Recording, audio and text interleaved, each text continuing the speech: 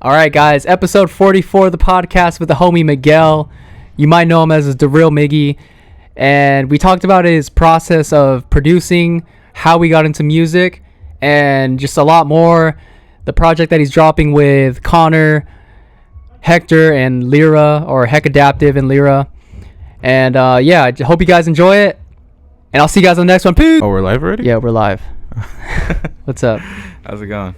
What were you up to? What studio were you at? I was at Connor's studio right now. Shit. He had some people from LA come through who we've previously worked with, and I guess another singer also came through. Really great singers. I know her name is Sandy Joe. The producer came through. His name is Toxic, and I didn't catch the name of the other person we're working with. Okay. I think it was like Taylor Bell or something like that. Yeah, I wanted to ask you about those artists. How did you end up meeting them, or was it Connor that met them on Insta? So Connor has this producer friend out in LA. His name is Toxic, and whatever friendship or business friendship they have, he'll usually call Connor to work on some stuff, or Connor will call Toxic to work on some stuff, and that's how at least that's how I've met those artists specifically. But I don't really have much of a business relationship with them. It's just kind of like I'm there. I think one of the singers is working on a beat that both me and Connor produced, and that's what they were recording right now. But I left while they were recording that, so okay. I don't know what it's gonna sound like. You were saying the other day this is your lunch break, huh? Yeah. Another thing, you and Connor have been just making a lot of beats together, huh? Recently? Yeah. Yeah. How's that going? It's been going pretty good. I mean, I usually don't do well collaborating with other producers, only because I don't play any instruments. I don't. I think that's just the thing. I don't play any instruments. I rely heavily on samples, so my sound is very, heavily sample based. Yeah. So, and Connor, he plays instruments. I believe he plays the piano, and well, I've only ever seen him play the piano and some bass, but yeah, I mean, me and him have been working pretty well lately. So well enough that we've been collaborating on a project together.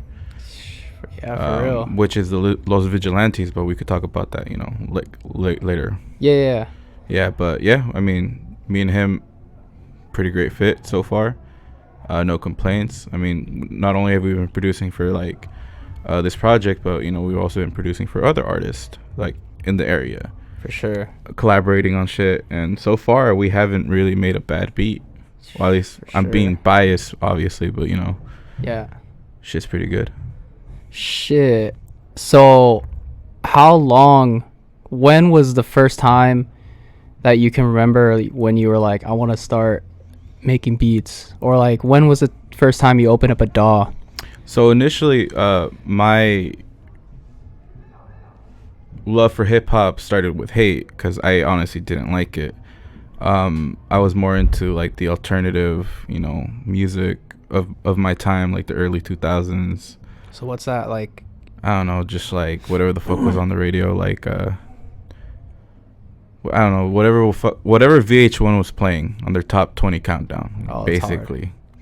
And then the songs that I remember that I did hear that were hip hop was just shit like Ludacris, Move, Bitch, Get Out the Way. And I didn't know, I didn't like that shit. I mean, now I like it, but hearing it, I didn't really like hip hop. And my sister, who was not into hip hop, but she played hip hop, she, she'd just be bumping it, and eventually it won me over. It started with these local mixtapes from these local areas from shows that she would go to. That I was like, okay, this is pretty cool, this is pretty hard. But it wasn't until me going to the swap meet and buying a CD for myself, I just bought a random hip hop CD, which was Mobb Deep's Murder Music, which is the one thing that I always tell people was yeah, my love for hip hop, this is the thing that made me want to go oh, I want to get into whatever this is. Oh wow. What year was that? Do you remember, or what? I was really time? young, so I mean, I think that album came out like in 2002, but I don't think I bought it like right away when it came out. So I was maybe like in 3rd, 4th grade whenever I heard that tape.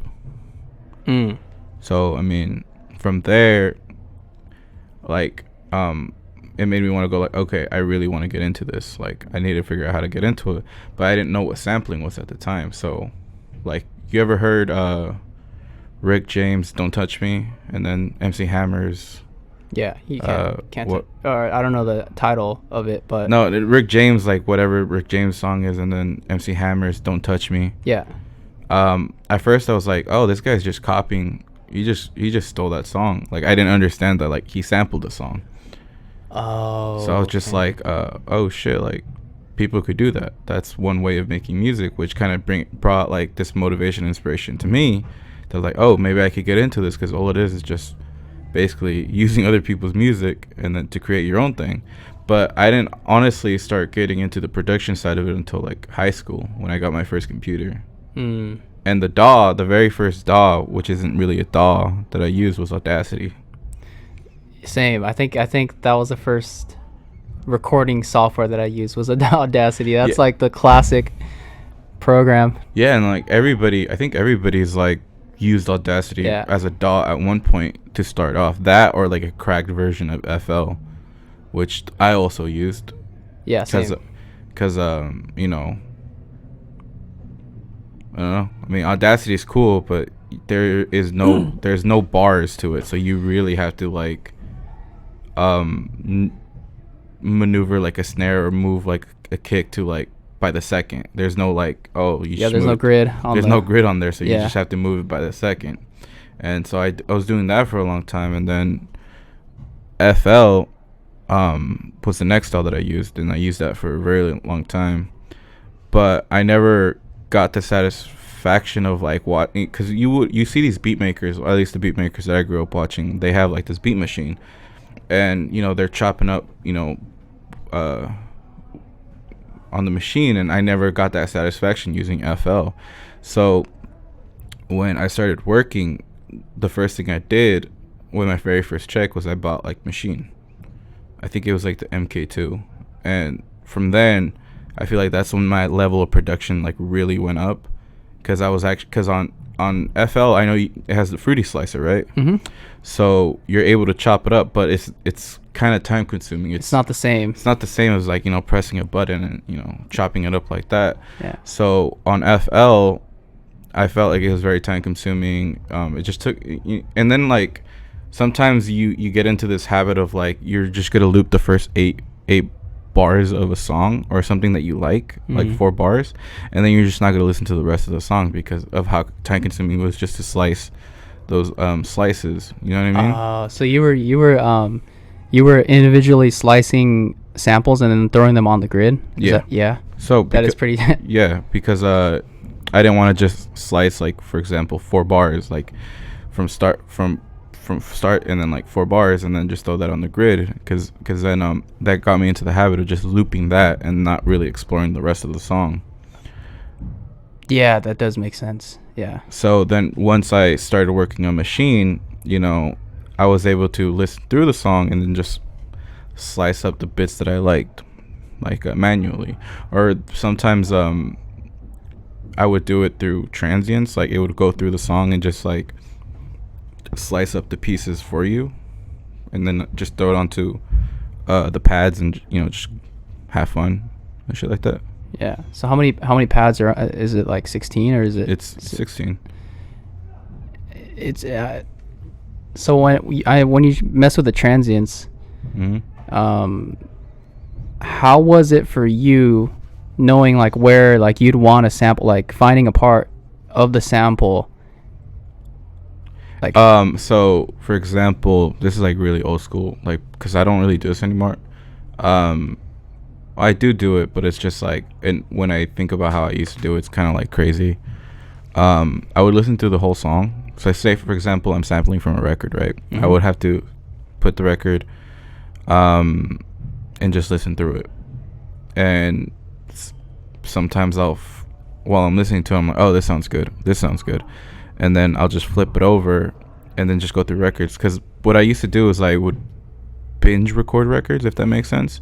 So for me, it wasn't like, oh, I found the sample, I'm gonna load it up on here and just make a beat on the spot. No, I'd spend like an hour or two, because I would go to the record shops, I would buy a ton of records, sometimes like 30 at a time, just then go home and spend like an hour just recording or listening through those records. Oh, okay. So it was really time consuming just listening to it, and then sometimes I'll throw it onto the beat pad and it's nothing, you know what I mean?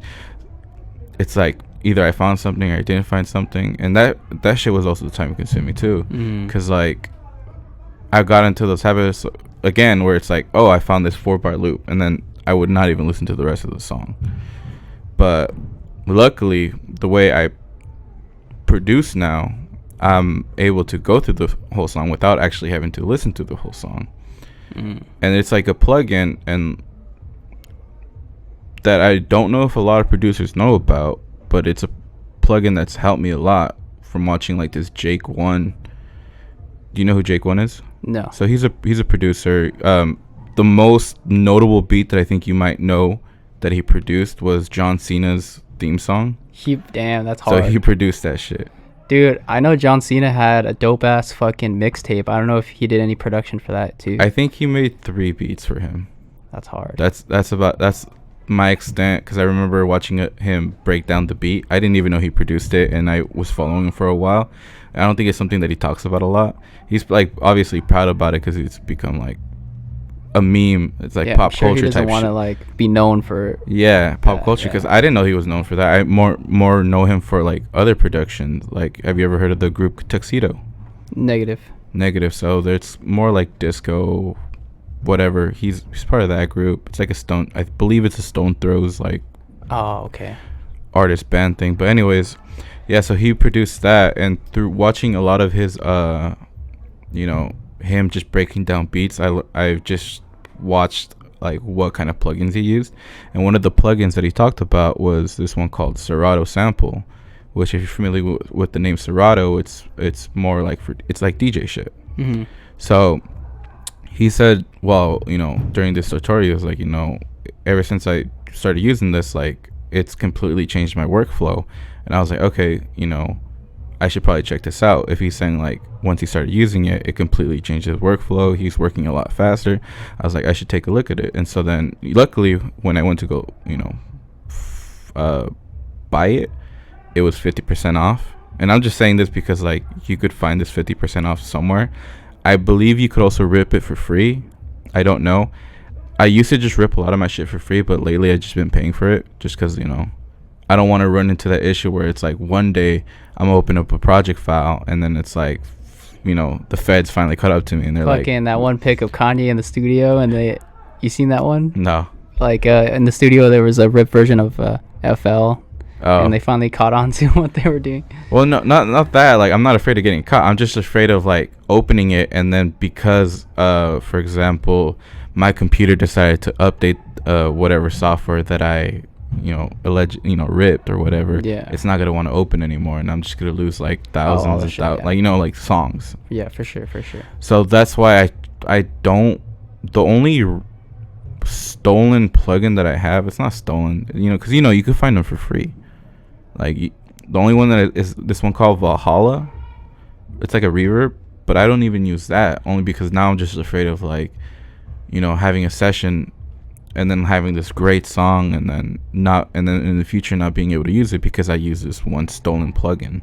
You know what I mean? So I usually tend to not steal plugins anymore, or use ripped versions of them anymore. I just pay for them now.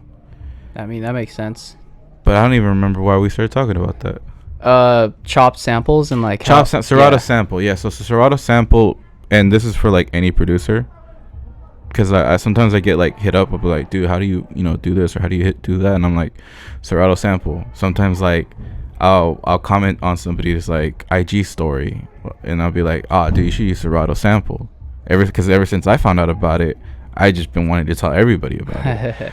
So what Serato Sample does is, for one thing, it's a sampler, kind of like Fruity Slicer, just to give people a reference in case they don't know what I'm talking about, and they know what Fruity Slicer is. So it's like Fruity Slicer. You could individually do the thing where you just cut up things, or say you could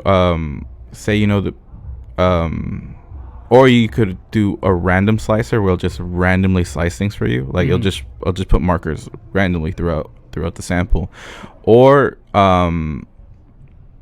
you could do what's the other one? I think it's like the transient one where it's like it finds like the peaks of the sample, and that's where whatever it'll do. And then there's another one called Find Me Samples, or I believe that's what it's called.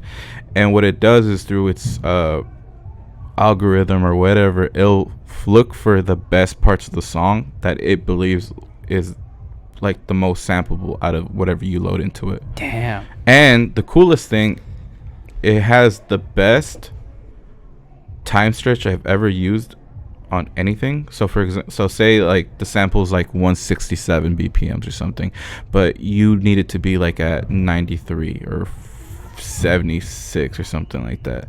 It'll put it on there for you, like at that BPM. It finds the BPM, or it automatically snaps it to that BPM. Oh, that's hard. Like all the markers that you put, it'll snap it into that BPM. So you don't have to like struggle with like pitching it up or down or whatever. Also, it tells you the key it's in, so you don't have to struggle with like figuring out like fuck, like what is this, or you know, whatever, like if you, in case you want to add a bass or add your own instrumentation to it. And so shit like that has been really helpful for me in terms of like production, because it's like for one, it snaps it to whatever BPM I want it to, and two, it tells me the key it's in. There's this really good website called TuneBat. Yeah. I'm not. You probably know about it. I don't know about it. But yeah, it's for people listening. TuneBat. It's a free website that you can find the key of whatever sample you're using, and that's what I use. So there's a lot of free things. For example, there's this other thing that I use called the RX7, which is another thing that I bought solely because Jake once said that he used it, and he said that it's like really great. And I know this is a service that's for free, but the way this software in particular does it is just a lot more cleaner and smoother. But it's you basically load up a track and it separates the stems for you. So for example, if you just want if you just want the acapella to like a song because you want to remix it, you throw it onto the RX7 and it isolates that vocal for you, or it could isolate the bass, or it could isolate the keys and guitar, or it could isolate the drums, which is something that I use it for a lot of the time. It's just to isolate drum breaks that I've always wanted to sample but was unable to because it had like so much like instrumentation on it. But now with the RX7, I'm able to just load it up, get the kicks and snares that sounds so great in this drum break, and just reuse it for my production. Yeah. So one of my favorite things that I've used it for is like I took in the breaks from a Led Zeppelin song, isolated those, and just throw it into my production, because a lot of my production, I do like a lot of fills, I do like a lot of crashes, I do like snare rolls, all that shit, and sometimes I can't get that from like you know, from me just padding it out, because sometimes it's difficult. But if I'm able to just isolate them from a Led Zeppelin song and, you know, just fine tune it a little here and there, that's great. So plugins that I recommend: Serato Sample and Isotopes RX7. Isotopes, okay. So but the Isotopes RX7, I know there's a free version of it online that you could just upload your like a song to. It's a website. I don't know the website name. I just know that that's something that is free, and I believe Kanye West has a similar service. You remember that little thing, little ball that isolates like Donda's. So he came out with a similar service where it separates everything. For you upload a song, so you're able to upload the song into that the thing, so you could have isolated whatever. So I mean, if you're looking into it, you could just look up something that will isolate like the instruments for you, or you could look up Kanye West's shit that does it as well. But I heard it's not that good. I was listening to your songs that you have on iTunes today, which by the way, I scrubbed a lot of my music. Yeah, I was like, there's not that much on there. I didn't know if they're on SoundCloud or... No, I delete a lot of my shit, to be honest. I was thinking going into this new year, like, I don't really want to have... I think because even though but think I released like 7 projects throughout the whole year, but even though it wasn't a lot, I was just thinking like, I feel like I'm starting to work with a lot more people, and there's just a lot of things in the works behind the scenes that I don't really talk about, that I don't really want to have these tracks out anymore. Like I don't want to release beat tapes anymore, basically. Okay. Because I don't know, like even though I do have people listening to them, and that's great, I don't think people really. I think people would go more into my shit knowing that there's somebody like on top of it. You know what I mean? Yeah, and the song that I was listening to was Bring in the Hearses. Bring in the Hearses. And what you're talking about with the drum fills and the production, it makes sense what you were saying. You like drum fills, you like drums. Yeah, and then the opposite is also true, where I just like the simple kick, snare, snare. It just really depends on the vibe of the song. Sure. But a lot of the time I'll start with a simple like kick, snare, and then eventually I'll just switch out the drums later for something else. But yeah. Oh, that's one thing I wanted to talk about too, is crate digging and what your process, if any, like if you just go out randomly to go to record stores, or what you look for in a record, or I think we talked about the freaking. I think somebody said that if there's like a naked girl on it, they'll buy it. That was the homie. Blue? No. His name's right there. Calivelli. Yeah. Calivelli? Yeah. Yeah. So I've heard that too, but I've bought in some records where a girl's topless on the front, and they were whack. But I guess for you, like, what's the is there a certain thing that you look for, or is it just something that catches your eye? I remember when I was first into crate digging, my approach was like, if there's black people on the cover, get it. Yeah. If there's black people and white people on the cover, get it. If there's a pretty woman smiling at you on the cover, don't get it. Wait, what? What the fuck? Why? Because they usually tend to be orchestral pieces. So back in the day, to sell like, for example, lounge music, they would put just a pretty girl on the cover. So you would think when you would pick it up, you're gonna listen to this girl sing, but no, it's an orchestral band, or like a lounge, just some kind of like big piece band playing. Yeah. So I wonder if that's true for Japanese stuff, because I think if like a lot of the old stuff, I think that woman usually is singing. Which one? I don't know. Like I think I have a few here that there's like a pretty Japanese woman on the cover. And well, usually my tip for like if you're gonna go crate digging is like just if there's a pretty woman on there, just make sure you read what it is, because usually when I buy records, I buy blindly now, so there's no real method to the madness. It's just like this looks cool, this looks cool, this looks cool. That's really it. I know some people like to grab a record and then just like go listen to it. I don't like to do that, only because like that defeats the fun of it, of just like whether or not this is gonna be good or bad. Because that's half the fun for me. It's just like knowing like this is gonna be either there's gonna be something really great, or it's gonna be really garbage. It's kind of like scratching a lotto ticket. It's like like you're not gonna win, but the excitement is like when you're scratching it. You know what I mean? Yeah. Well, one thing that for me is that when I'm looking for a vinyl, and I'm looking for a specific sound, I'll go based off of the art. So like previously I was looking for like a psychedelic, trippy kind of sound, and then I would look for like Cosmos or just trippy ass covers. And I don't know, that's something I was doing. So for me, I think for a while there's like also you could look at the label or whoever's like releasing it. So for example, psychedelic stuff, I think you would want to look for a label that says ATCQ. I think that's like the record label from like, I could be wrong. This is just basically me trying to remember from memory. Yeah. I believe it's a record label from like the 60s or 70s that pushed out a lot of that like, you know, that new sound that was coming out, that psychedelic sound.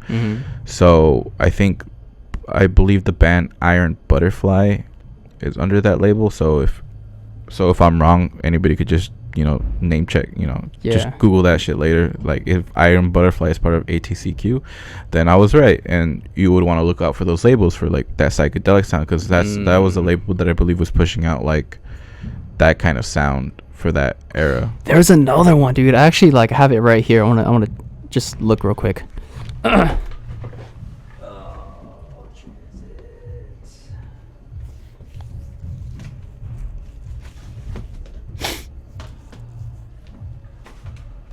Pause. Damn. Where you at?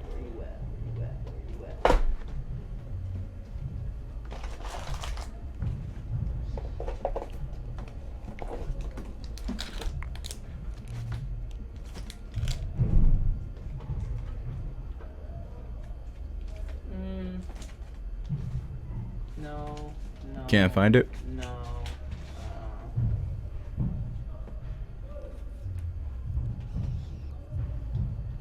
No, I can't find it. But yeah, I don't know. Can't find it. Yeah, that's all right. Fuck it.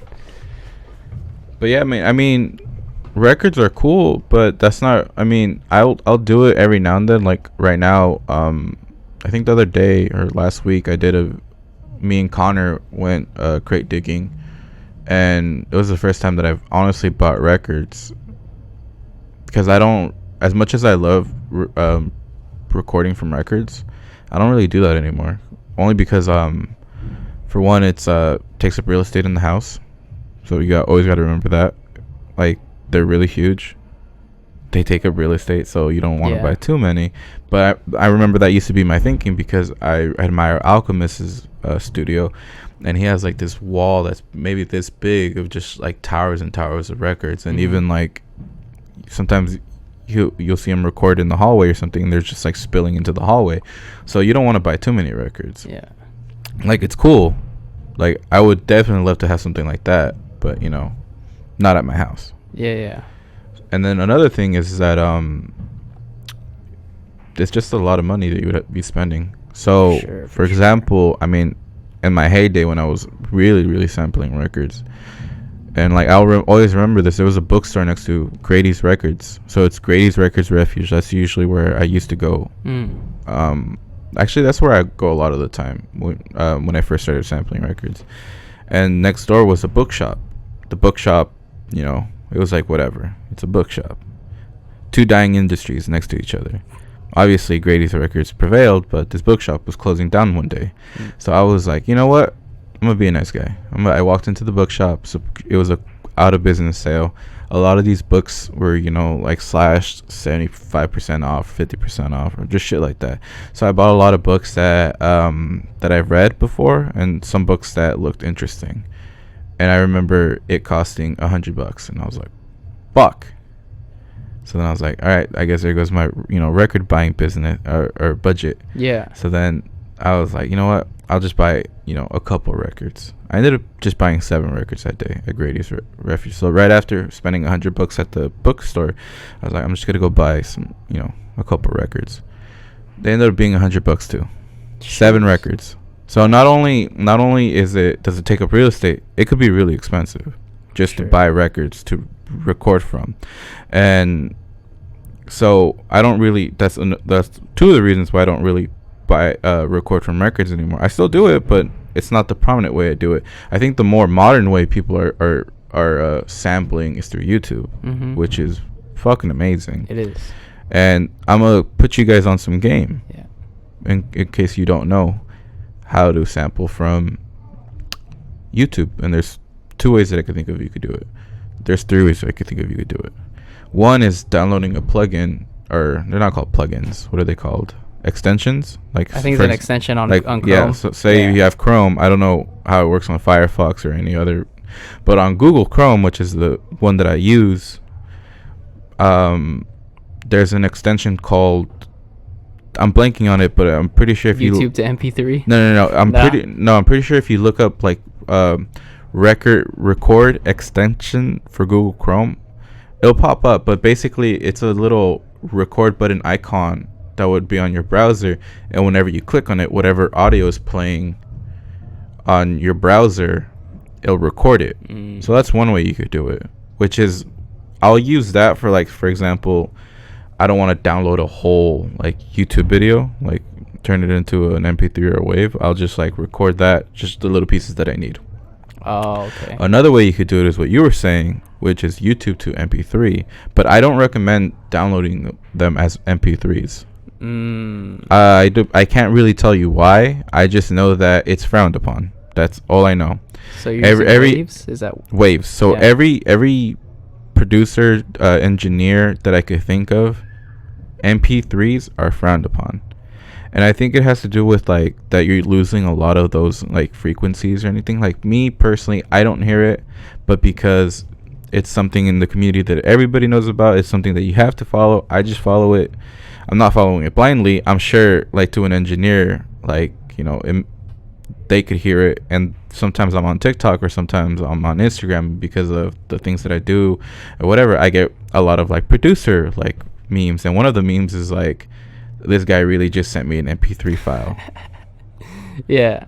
Like, you know what I mean? So I don't recommend YouTube to MP3, but I'm only saying it based off of like just the people that I follow. That's what they say. So that's the only reason why I wouldn't recommend it, but that's one of your options that you could use.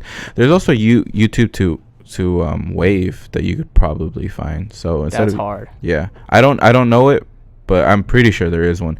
Another one that I use, and this is the one that I use a lot to sample from YouTube, and it's called loader.to. So what it does is that you instead of just downloading one song using YouTube to MP3 or YouTube to wave or whatever, and having to wait for that one song to download, and then you say you want to just download a bunch of shit at the same time, it's time consuming. Just having to click on one, go on to the next one, and say you don't have YouTube, you have YouTube ads, so you click on the next one, fucking ad, and you gotta wait for that ad in order to get the link, because if you copy that link, it's just gonna be the link to the ad. Oh, sorry to cut you off. There's a dope I don't know if you use ad blocker, but you can use ad blocker. It's an extension on Google Chrome, and you could use it on YouTube. Yes, and it blocks ads, so you don't have to worry about watching ads. Dope. All right, saves a lot of time. Do you mean like ads as in like the ones that just the little banners, or do you mean the actual like ads in the videos? Pretty much those in the video, and banners as well, like so pretty much all ads. The mid-rolls. Yeah, I did not know that. Yeah, so that's pretty cool. I was legit just having this conversation with my girl yesterday or last night, because she plays those like 8-hour videos of like sleep, you know what I mean, like ones that just play like soothing sounds, and she has YouTube Premium, so she doesn't get ads. And then I was talking to her, I was telling her, wouldn't it suck like if you didn't have YouTube Premium, and then like every like 6 or 7 minutes you would just get an ad, and because you fall asleep you can't skip the ad, and because YouTube's, you know, garbage, they'll just keep playing another ad after the other ad instead of just going back to your video, so you're just asleep to a shit ton of ads. That'd be fucked, and you're sleeping and you're getting subconscious ads into your brain. Yeah, that's what I'm saying. I'm like, that kind of sucks for people that don't have that. But anyways, like there's this website called loader.to, which basically lets you download a shit ton of YouTube songs, and you could choose whatever preference of or whatever format you want it in. So for example, if you wanted an MP3 for whatever reason, you would want it in an MP3, maybe you just want it to listen to, you could download it in MP3. Say you want it in wave, you could have it in wave. Say you want it in MP4, which I don't know what that is, but that's one of your options.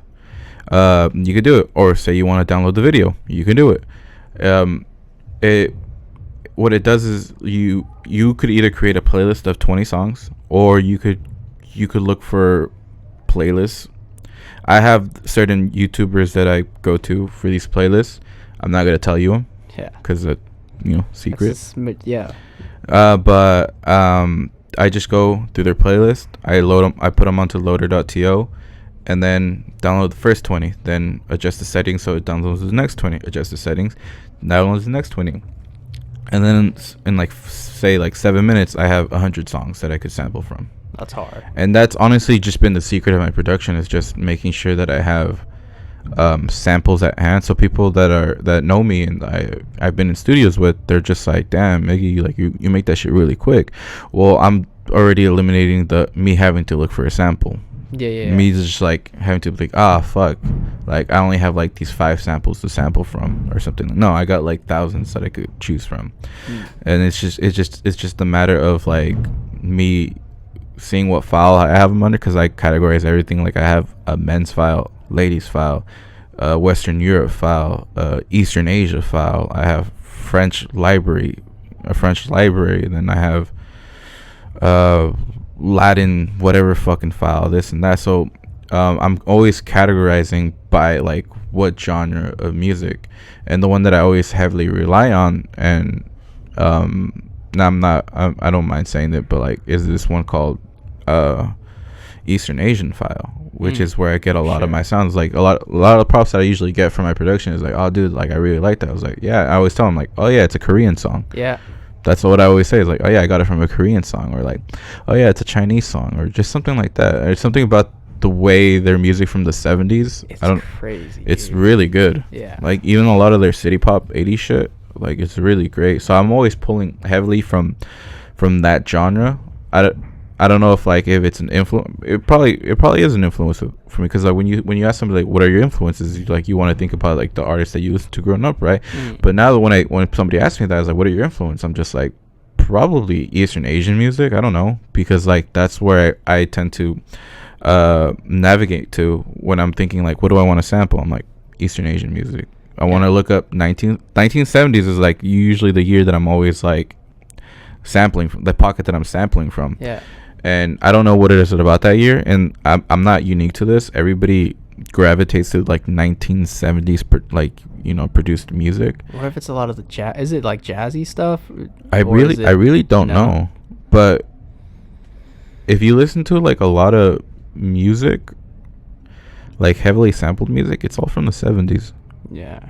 And I think it has to do with like the 60s being not so great at producing tracks. I don't mean like the songs from the 60s aren't good, but I'm just meaning like the techniques that they were using, and sometimes it was so hit and miss. So for example, you could have something like the Beatles where it's like, whoa, like those drums, like you could really hear them punching, and you could hear the bass, like everything's like so clear. But then you could have something like Jimi Hendrix, which I'm not saying it's bad production, but who they recorded everything from the amps. They had just microphones to the amps, instead of like where the Beatles, they just straight recorded into a console, so they could get a clearer sound. Someone like Jimi Hendrix in the 60s, same around the same time, was just recording from like an amp, and that's why it just sounds like so like not raw, but it just louder. It just sounds more. It seems like the 60s were a big experimental phase. Yeah. And then after that through the 70s, it was more refined, more. Yeah. And that's what I think it is, and that's what I was trying to get to. Yeah. Because the infancy of hip hop started in the 80s, like early 80s, mid 80s, around there. So I mean, what were they going to do? Sample from the music of their times? Yeah. No, they're going to go maybe like a decade back. And I think that's what it is. And then I think because a lot of the, hip hop music that we were listening to is just them recording or sampling stuff from a decade back. So I think that's kind of carried through. And now that we're being exposed to more music from like other I was gonna say regions, countries, and shit like that. Yeah. I think we're the 70s is like where it was at in terms of like sampling music. For sure. Even the Eastern Asian like TV show soundtracks, those are crazy too. Yeah, so that's another thing that I was gonna I don't think it was another thing I was gonna talk about, but like one of the things that pop into my head are just the soundtracks from like any Asian film. It could be from the Golden 60s, Parade. 70s, 80s, any of them. They're just fucking amazing. They are, yeah. I remember buying, because, by the way, there's a bunch of different ways you could buy records or just rip them. So one of the most common things, especially if you're on a budget or you don't really want to waste money and you want to get into sampling, sample from YouTube. Sample from Spotify. If you have Spotify, by the way, Spotify is a really great tool to sample as well. But for that, you're gonna need like an interface and a way to record into something. So, but Spotify, I have two. I pay for two music streaming services. And it's Apple Music, which is what I use to listen to like my own personal things that I like. So that's like the stuff that I listen to daily. My Spotify account is the really experimental one. It's just random shit that I look up. Interesting. It's by the way, I'm not saying you should have two music streaming services. The only reason why I have it is because I have I believe I have Spotify through a student account, and I think I only have 2 more years left, so I have Spotify for free. Oh, okay. So that's the only reason why I have two. I'm not like rich balling out paying for 2 fucking services, you know what I mean?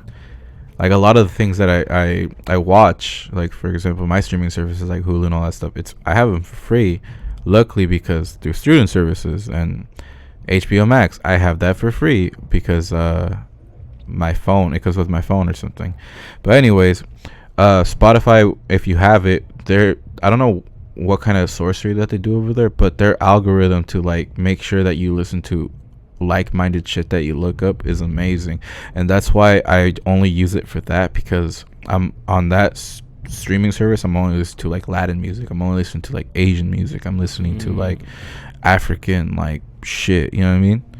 So that way, like, the algorithm next time I go in, it's just like, you might like this, and it's just giving me a shit ton of stuff. That's hard.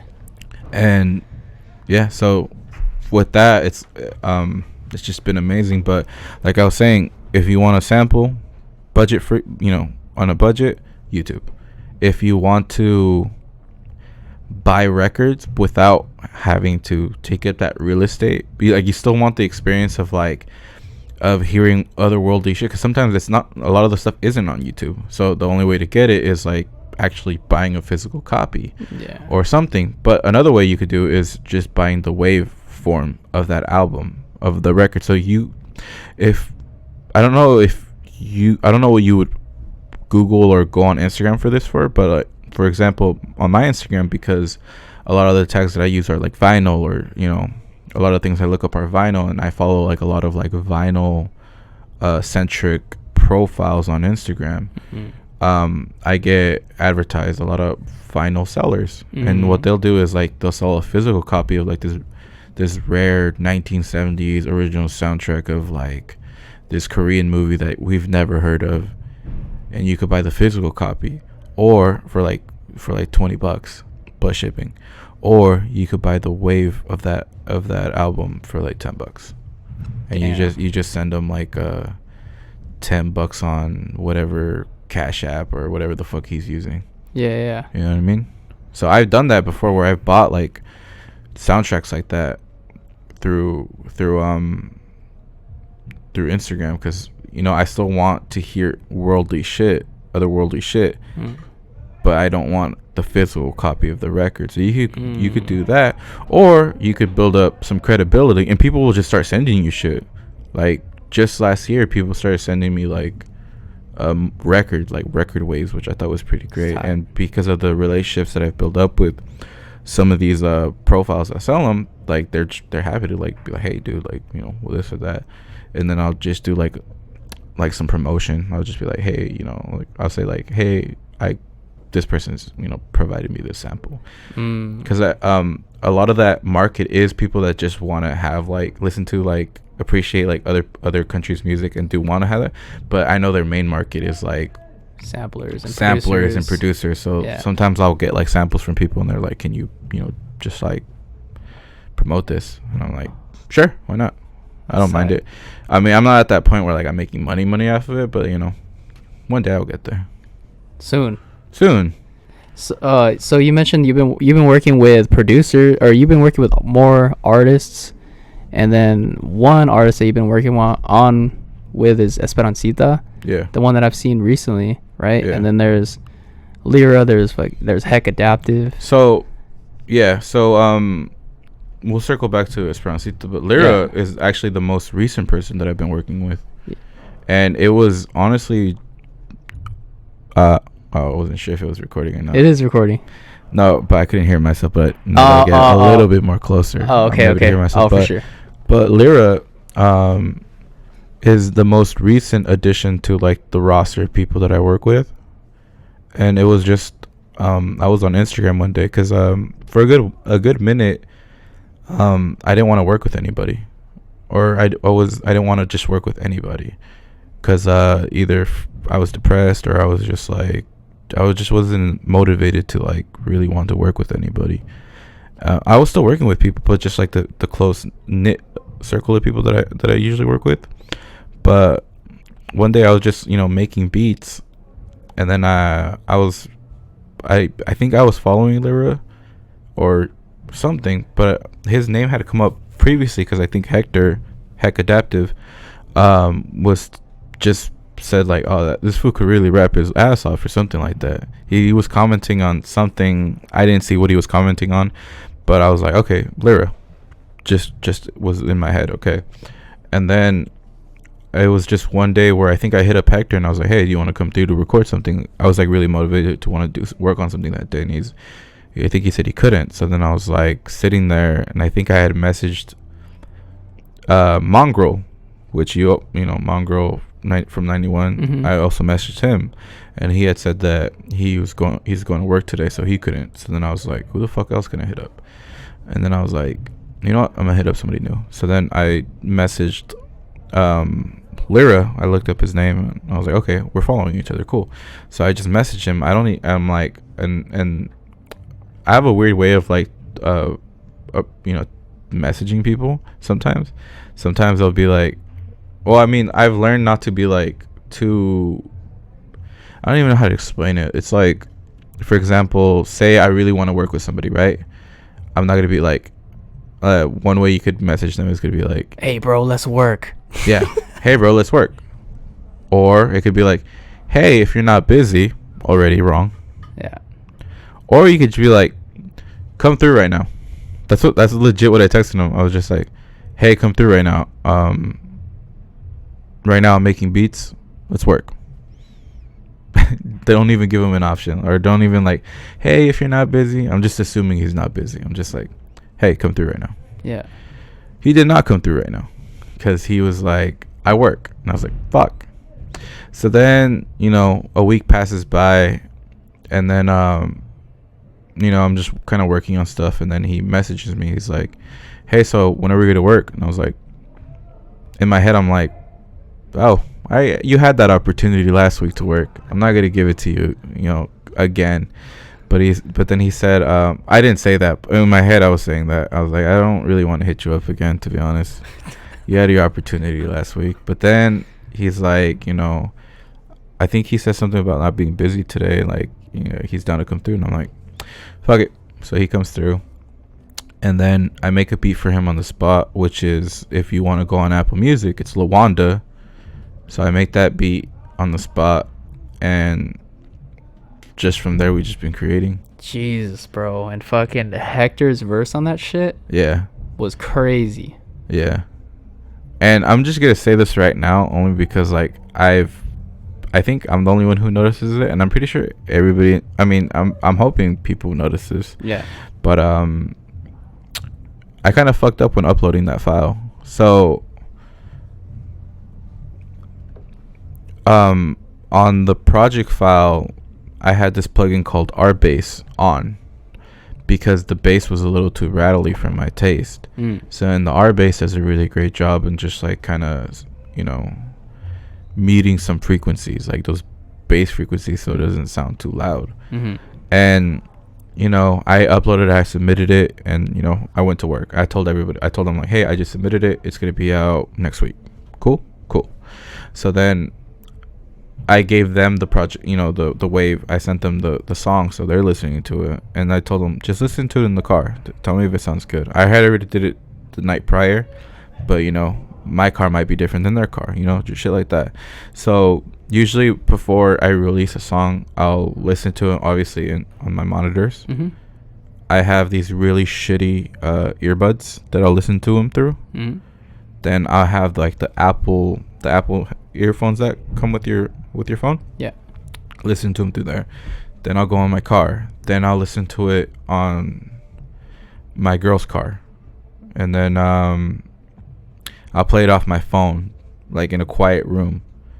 Like I'll go say like my bedroom or the bathroom, somewhere just quiet where there's not going to be a lot of noise, just so I can hear what it sounds like when there's no noise, like just playing it through your phone. Then I'll go say in the living room, have the TV on or something, and just like listen to it like that, just to see how it sounds. And it was sounding all right. I was like, all right, cool. But then I started to doubt myself, and I was like, why does it sound too wide? It sounds wide, if that makes sense. When I was listening to it, it sounded like there was some sort of filter on it. Like it was kind of like vintage in a way. Yeah, but that wasn't the sound that I was going for this. Yeah. Because originally when you hear it, it sounds not mono, but it sounds more centered. But when I was listening to it, when I was on my way to work, the bass didn't sound right anymore, and I was like, fuck, like it just didn't sound good, and it sounded like a really shitty mix. So then when I got to work, I was like, I need to remix this really quick and re-upload it, and then so I did that.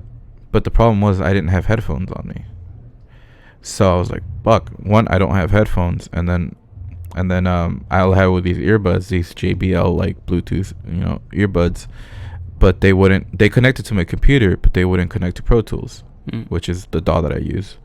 So I couldn't play it off Pro Tools. So what I was doing was like I was making changes on the DAW, bounce out, fuck, and then listen to them through the earbud, and then I was like, fuck. And looking back into it, when I think about it, I was like, I could have just not released it. You know what I mean? There was no like deadline. It was just legit, just me putting it out. Like, no, you know what I mean? Yeah. Like what would the damage be if I didn't release it when I said it? You know what I mean? It's not like I have like a boss that would have been pissed the fuck off. And Hector and Lyra would have understood, like, if I told them like, oh, I uploaded it, but I uploaded the wrong one, so we're gonna have to wait until I could remix it. Yeah. But yeah, that's my only kind of like thing about that I don't like about that song, is that it just, the mixing, because I ended up just turning off our bass, and I feel like the bass just overtakes like that track. And like if you listen to it and just now knowing that, I feel like you're gonna be like, oh yeah, this is a really shitty mix. Well, I don't know if it was for that track or Bringing the Hearses, but I noticed that the drums and the bass on the drums weren't that loud. I'm pretty sure it was Bringing the Hearses, but yeah, so Bringing the Hearses is it's a very minimal production, and the reason why, and so those are actual conscious choices. It wasn't like I was like, fuck, like this just didn't have enough bass. I was going for like a more vintage vibe with that one. That's what I got out of so like those. the drums are like really pillowy, if that makes sense to you. Yeah. Like they're not like they're just like soft, like little pillows that you're hearing. And the bass on there is just like the bass of the guitar playing. So I put it up a little, but not too much, because I still wanted it to sound like this vintage, like I don't know, just like a vintage sound, because like the guitar is very of that vintage sound. So I just wanted to keep it, instead of like thinning it out and then adding like a crazy 808 bass or some shit like that. It's not the vibe for the track. Basically the vibe for the track is just very simple, very not too bass heavy. It's just what it is. Sure. And also I wanted to ask you about the vintage style. So when you do that, do you put I could just tell you what plugins I use. Like Well, if anybody's really curious about it. Yeah. So, well, the question was, do you put that on the master? Because I noticed the vocals were kind of like vintage. I don't know, like the vintage as well. Mm-hmm. You know? So there's all right. So just to run you through like a normal plugins that I use all the time, and to get that sound. So for example, there's this plugin called the Aphex Stereo Exciter. It's a wave plugin.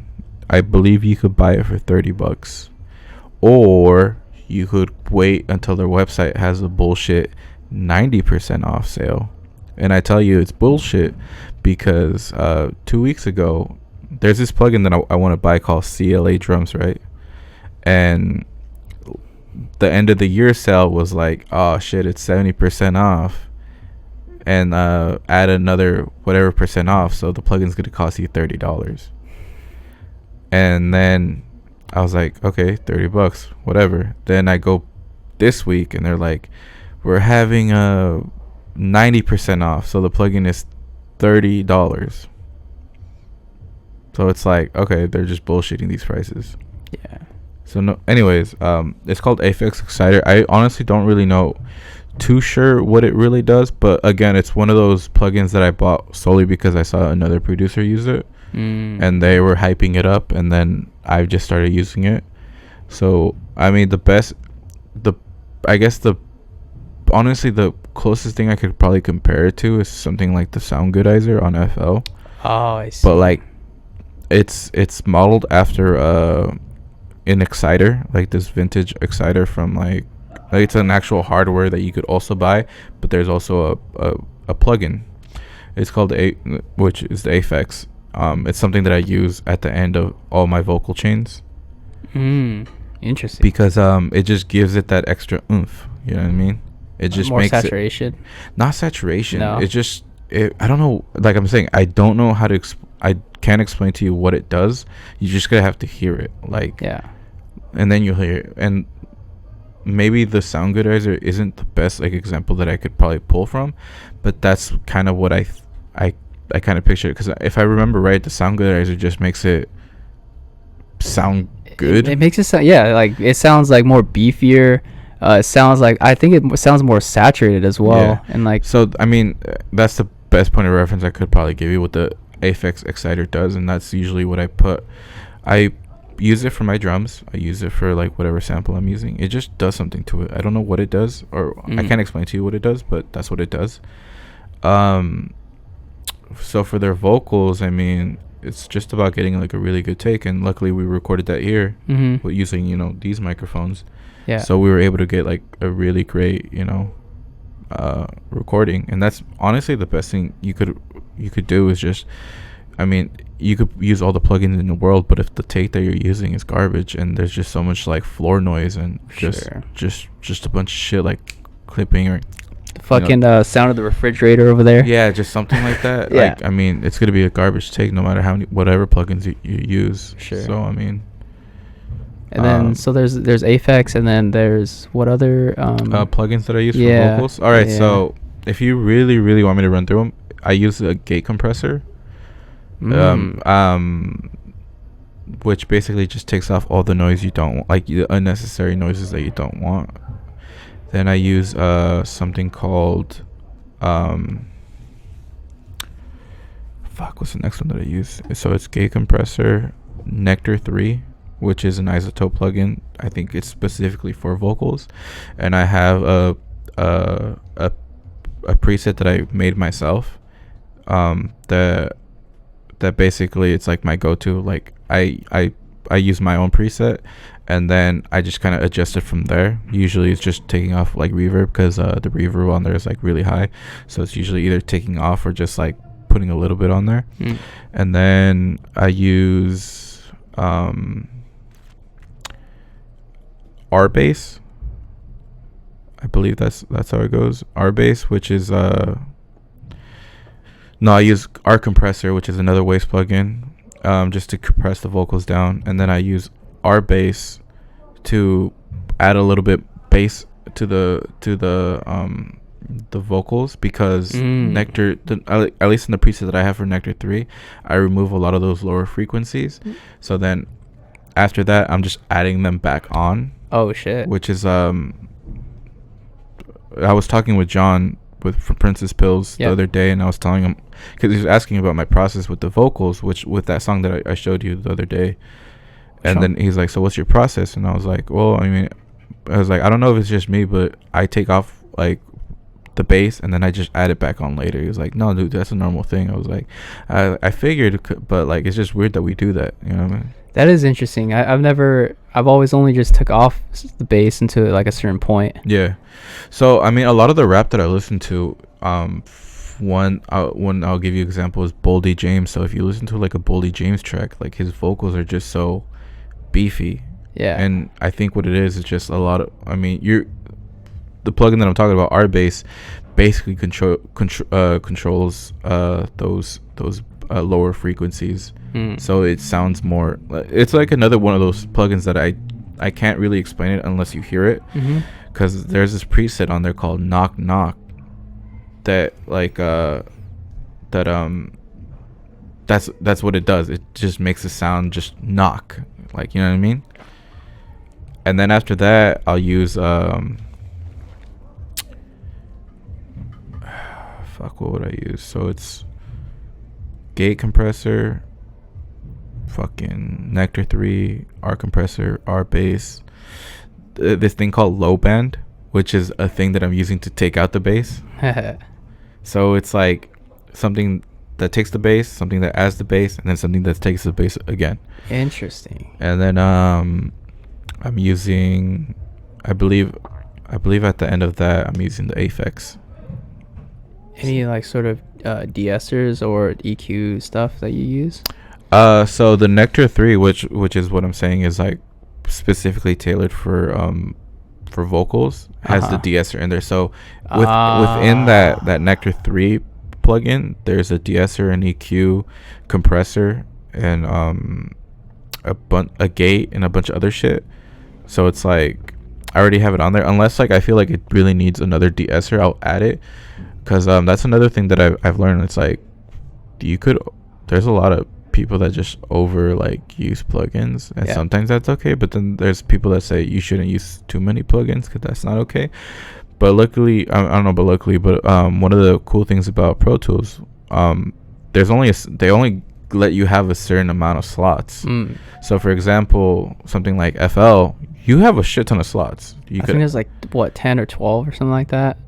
And then also I think you can route that to another channel. And exactly, right? Yeah. So I think Pro Tools, I don't know for sure, but I think Pro Tools only lets you have a certain amount, because it's like, hey, dude, if you use any more than this, you're kind of just fucking it up. So I don't know if that's by design, and I'm sure I could just reroute or whatever, but I usually try to only keep it limited to like whatever number that they're giving me, because I'm just trusting the software at this point. I'm like, okay, if you don't want me to have more than this many plugins and on this one track, then I'm not gonna use that so many plugins.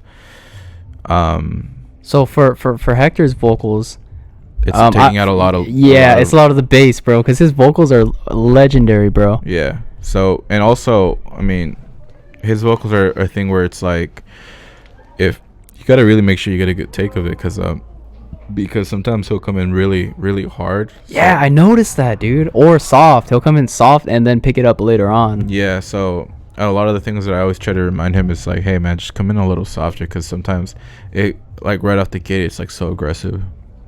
But yeah, I mean, what else? I mean, that's what I use for like a vocal chain. For sure. In terms of mastering, that's like something completely different. That's always like changing for me. Like, I don't think I figured out. I have an idea of what my master chain looks like, but it really honestly depends on the song. And a tip that I've always kind of heard is that you never want to master on your mix project. So for example, you recorded everything and whatever. Basically what you're supposed to do, at least this is what they say, is you're supposed to open up another project file, bounce out the mix version, and then master it on there. That's actually something that I experimented with, not just like hearing it, but just experimenting. And then Yeah, so I bounced it to another project file, and then I would EQ off of that bounced file. So I mean that's interesting. I mean that's what you're supposed to do. I mean if you Google it right now, it's like should you be mastering while you're mixing? No, you shouldn't. But I do it. I think everybody that I do that as well. I was like, I think everybody that I know does that. Yeah. But something like the Ozone 8, it's specifically for you to just upload the mix file and master it on there. So Ozone 8 is like something that I used to master. There's other plugins that I used to master, but the most notable one on there, the beefier one, is Ozone 8, which is also a standalone plugin. So basically I could open it up on my computer without using a DAW and just slap on like the mixed version of whatever that I'm using. But I don't tend to do that. Like I said, I mix and master on the project file, which you're not supposed to do for two reasons. One of them, it's just a lot of going back and forth, and you're just never going to finish if you're doing that.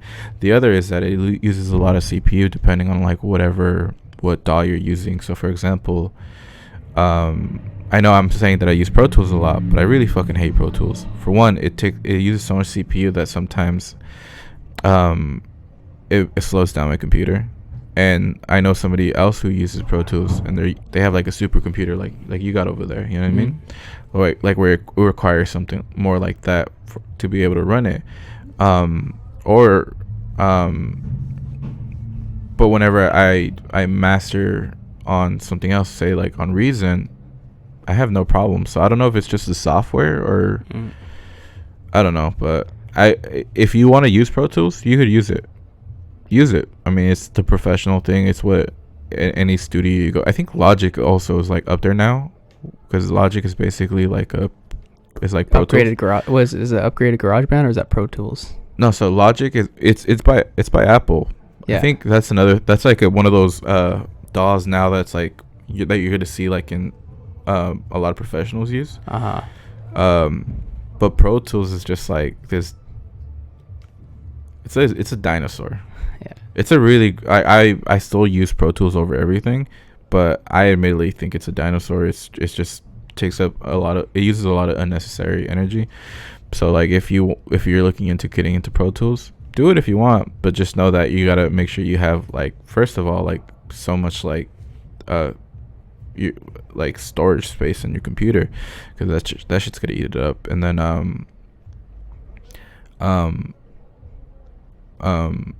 yeah, just I guess that's just really it. That's the only drawback, is that if you don't have a strong enough computer, it's just gonna ruin your computer.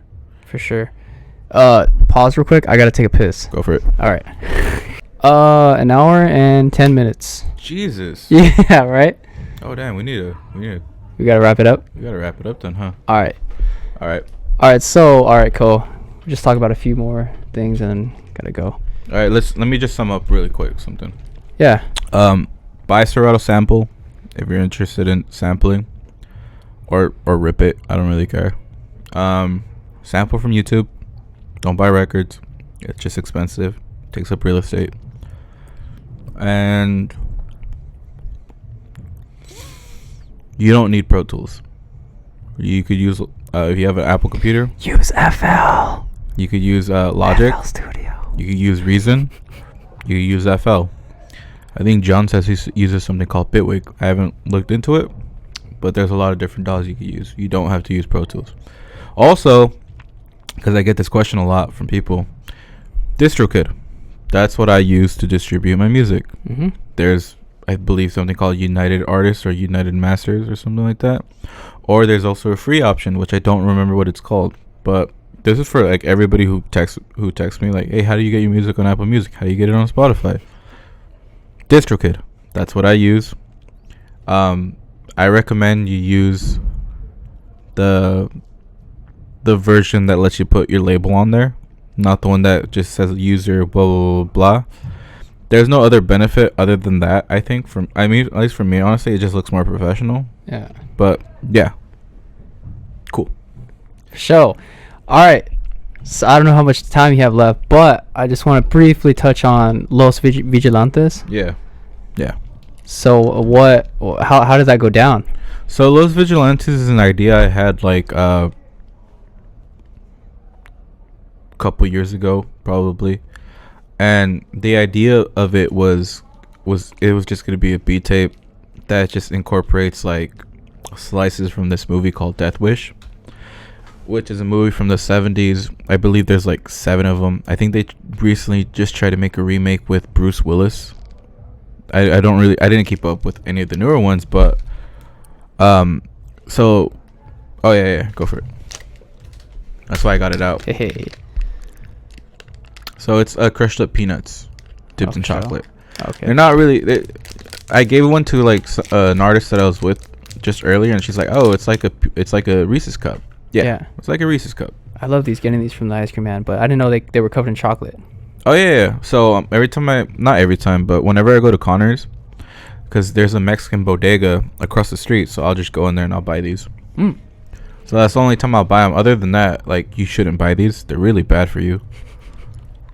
But that's anything that's like covered in chocolate, honestly. Yeah. It's just a lot of real, and this is real sugar because it's from like it's a Mexican brand. Mexico. But yeah, so Los Vigilantes, it's an idea I had like years ago where I just wanted to incorporate the movie's Death Wish into like a beat tape. It's just something thematic, and so that's how it started. Was just me making beats around this movie that takes place in New York. It's really gritty. The one name that I forgot that stars in this is just Jeff Goldblum. He's in this movie. He plays a rapist. Shit. So anyways, yeah, so it came from these movies. Charles Bronson's character's name is Paul Kersey in this movie, and basically his wife gets raped and murdered, and he kind of breaks bad after that. He goes around just murking every like person that he could find that's like a mugger. Serial killer. Oh, so people that are doing bad. People are doing bad. And so, you know, the press gets word of this, that, you know, these muggers are getting, you know, killed, and so they just dub him the Vigilante. And other than that, I mean, there's no real tie to the current project that we're working on, because we're not really. I mean, it's still in its infancy. The project isn't going to come out until like, I mean, April. Yeah. That's like a rough. That's the rough estimate. Yeah. I mean, if it was Hector, he would want to release it tomorrow. But no. Shout out Hector. We're going to take our time with it, because so far we have, I think, like 6 tracks recorded. But out of those 6 tracks, me personally, I only like 3. And they could guess which ones I don't like. But well, fuck. No, keep going. So you know, there's 3 solid tracks. I don't know I mean, we haven't really talked about it, about if we're gonna incorporate those movies into the project, because before Lyra came on, because Lyra is just a new addition, from that one session that I had, I was like, yo, this guy could really rap his ass off, like. And then we kind of just brought him on. We brought him onto the project. We're just like, hey, you know, because we had recorded 1 track before, which is called Start Anew, which initially that was going to be the first single. But we had trouble finding a feature to record on. So we had gone through some names, of course, like we were thinking about local artists. One specifically that we were really excited about, and who we actually brought the idea to, was Contra, which is you know, he's part of the 805 Live. He operates the lab. Yeah. So we initially, you know, brought it to him, and he was down. But you know, sometimes for no specific reasons, things just don't happen. It's not because of beef. It's not because of you know, anything like that. It's just sometimes things just don't happen. Things just don't line up, and yeah. Schedules don't line up. What we're doing just doesn't line up. Mm-hmm. So he, you know, it's just this like, and I wish I could play it for you, but it's a really great song that we have that just because what Hector had originally written for the second verse, I don't think we were really digging, because the first verse was just so good. We were just like, yo, the second verse just isn't hitting as great as the first one. So we always knew it was going to be somebody rapping the second verse. And obviously I pitched it to Esperancito, I pitched it to some other artists that I know, but you know, again, schedules just don't line up. So then just recently, since we added Lyra to the project, we're just like, hey, write a second verse to this. And he did. And luckily I don't think we recorded it yet, but you know, it's just one of those tracks that are gonna be really great. I know it's gonna be really great, and I just can't wait for people to hear it. And then also with the art and shit, with the art, is it your fiance? Yeah. Your fiance is doing the art. Did the art for the cover? Yeah. Oh, actually, that's not even the cover. No, that's not the cover. No. So, what we're going to do is, because we really want to flesh this out and just make people aware of it, is that we want to attach art to like leading up to the release. So, a lot of the art inspiration that we're taking this from is Nardcore, the Nardcore movement.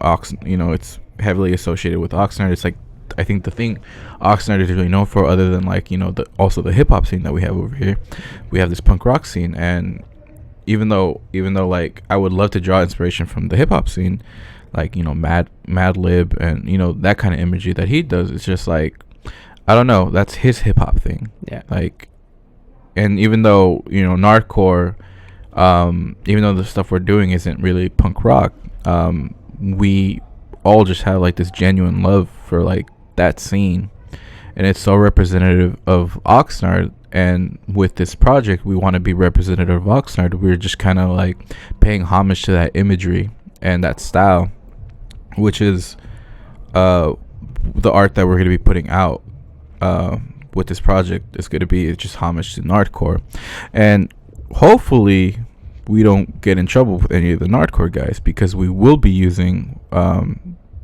their ox symbol. Yeah.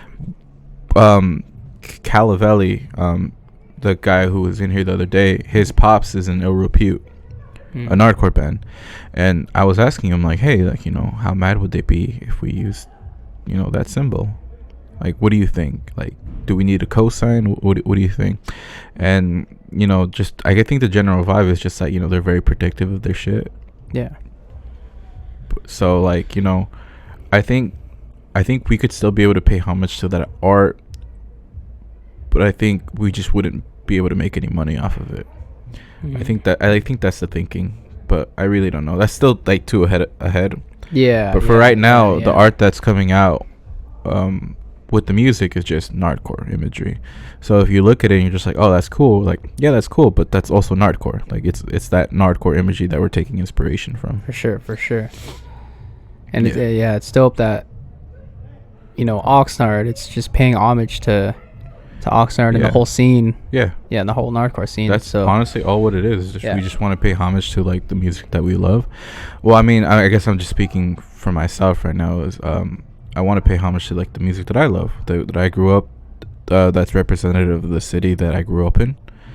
And I don't know what better way to do that is than Nardcore. Sure. Like, I don't see it. I mean, I'm not seeing myself as some kind of outcast or some kind of punk rock dude right now or anything like that. But it's like I don't know. Well, in a way, hip hop is sort of punk in a way. No, well, definitely. I mean, the style of production that I had originally for Los Vigilantes, which was something that I resurrected with Hector last year, where I sent him like 20 beats. It was like these really gritty New York style, like my style of production type of beats. Yeah. And I was telling him, like, this is what's good. Vigilantes is going to be. It's just going to be that gritty New York 70s grime, like the movies. It's just going to be disgusting. That's originally what it was going to be. But now, when I listen to what the project is in the direction that it's going so far, it's still hip hop, but it's a lot more cleaner. It's cleaner sounds, and that has to do with like Connor, because I guess that's what it is when you're co-producing something. It's just like you gotta accept that, like, you know, two people have different styles and they're coming at it a different way. But I'm not knocking him, because this one track that we have where I came to him with like a beat and it was like, hey, let's add something to it. It ends so thematically that I'm just kind of like, fuck. That's like, the one where he threw the piano on at the end, the right? piano, right? Yeah, That was, yeah.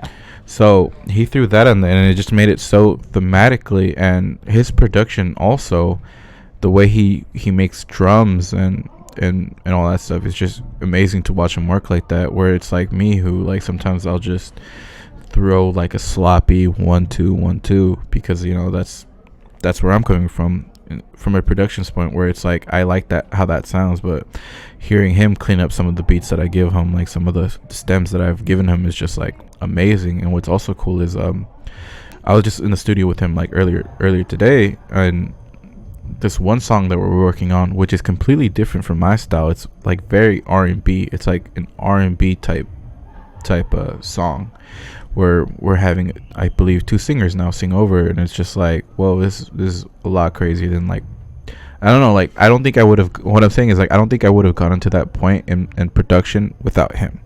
Sure. Because for the longest time, it's like you're kind of in an echo chamber of like people telling you like, oh shit, your beats are dope, like, oh shit, like the pocket that you're in is great, but I was never really challenging myself until, like, you know, I started co-producing with him, where it's like I'm more open to like those hi-hats that are just you know, those crazy hi-hats that have that trap swing and shit like that. Like, yeah, for sure. And yeah, man, like, just it's for me, outside looking in, it's dope as a fan as well, and just seeing what you guys are doing with Connor, you, Lyra, Hector. It's a great combination of fucking people. Yeah, I mean, and so one thing that I do want to add about Los Vigilantes, that's not our band. Like, we're not, you know what I mean? I mean, just the other week we were kind of discussing, what is the Vigilantes? What is that? Is that like our group name? No, I don't want it to be our group. Yeah, like, you know what I mean, that's fucking weird. No, I think what it probably should be is just a collective of artists. That's so dope. For this first tape, I mean, the idea is it's gonna be me, Connor on production, Lyra and Hector on vocals. But you know, just thinking ahead for the second tape, we want to add more people. We don't want to just, you know, Hector and Lyra to be rapping. We want, I don't know, just throwing names out there, like people like Omega Nova, or like you know, Inzom, you know, people like that. We want to invite more people to it, because I don't know, I think the Vigilantes is just like could be like a great thing for Oxnard. For sure. But yeah, the combination of you guys, and even if it's not a group, it's 2 dope ass producers and 2 dope ass lyricists coming together. I think that's really cool. And I don't know, like, I really like Lyra's inclusion in this, because it was just gonna be Hack doing everything, but now that we have Lyra, who's a really great lyricist, like, I can't even like tell you how many times like we've recorded something and then there's like a line that he says, it just fucking completely blows my mind. Yeah. And Hector too, just recently he had this line about like a universe inside everybody, some shit like that, and I was just like, fuck. Shit. Yeah, so I mean, show. Yeah. Any projects that you want to promote, or where can people follow your stuff? So people could follow me on Instagram, The Real Miggy. That's it. It's just DA Real Miggy. I think that's what I am on all social medias. So yeah. I mean, my Twitter's private, but I mean, I guess if you want to go look at it, you can. And on streaming services, I'm The Real Miggy, and yeah, I mean, we have a project coming out sometime in April. The first single comes out on the 28th, this January, you know, January 28th. Yeah, if you want to work, I'm open to working. You just got to hit me up and catch me on a good day. That's really it, honestly. That's all that's ever been. It's like, just catch me on a good day and I'll say yes. Show. Do you want to play the Yeah, let's play it. Let's play it. Just so people, just so people could get an understanding of like what my production is. Alright.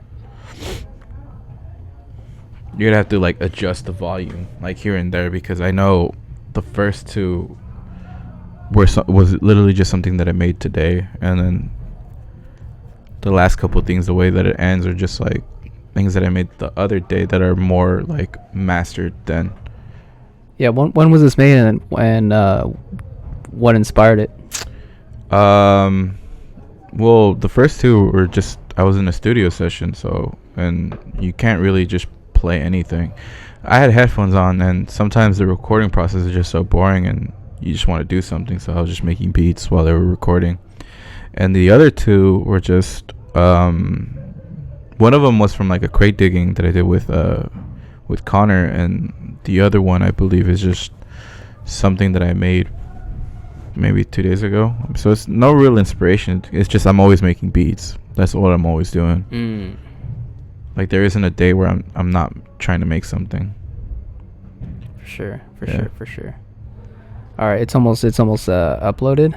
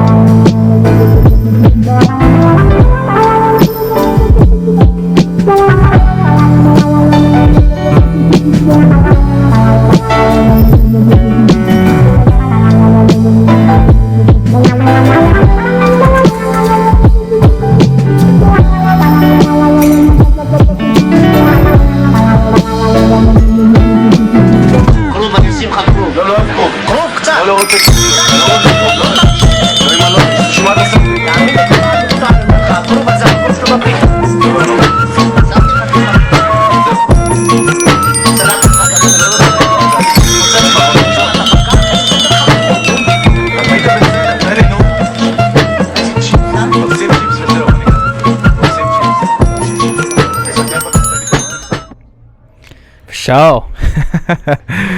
I was lit. All right, man. All right. Peace out. All right, peace out, man.